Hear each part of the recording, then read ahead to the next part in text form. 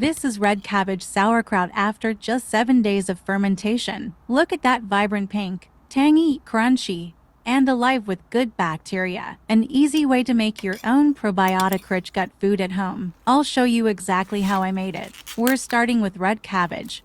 Not just for its vibrant color, but because it's packed with vitamin C and anthocyanins. Those are powerful antioxidants that help fight inflammation. And we're about to turn this cabbage into a probiotic powerhouse. I peeled off few layers to use them to cover the top of the cabbage at the end, shredding finely with a mandolin slicer to create more surface area. That means more contact for the salt and more food for the good bacteria we want to thrive. Be careful using the mandolin slicer.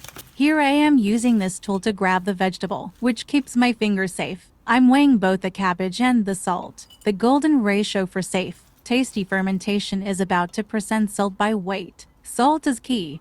It encourages beneficial lactobacillus, while keeping unwanted microbes away. I have 726 grams of shredded cabbage divided by 0.2% equals 14.52 grams. Salt should be non-iodized. Got mine from Amazon.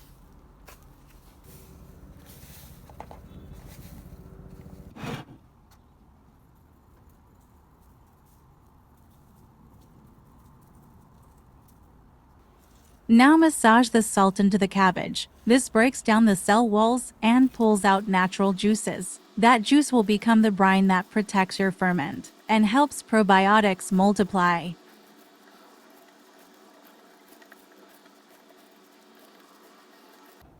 Let it rest for an hour, then massage again.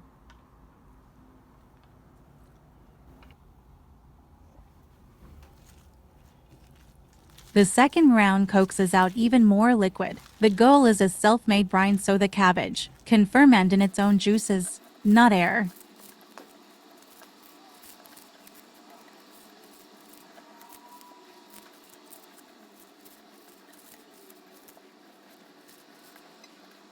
My mason jar was boiled in water to sterilize it. Clean equipment means no unwanted bacteria. Now I just shove the cabbage into the mason jar, really pack it in there, pushing down hard. That gets rid of air pockets and helps the brine rise above the cabbage, which is exactly what we want so nothing bad grows.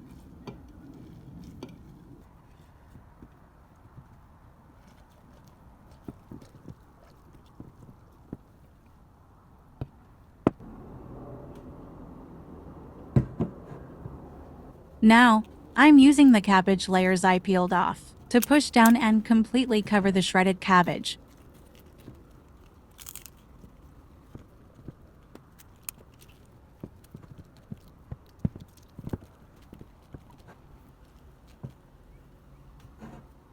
This cabbage was a little dry.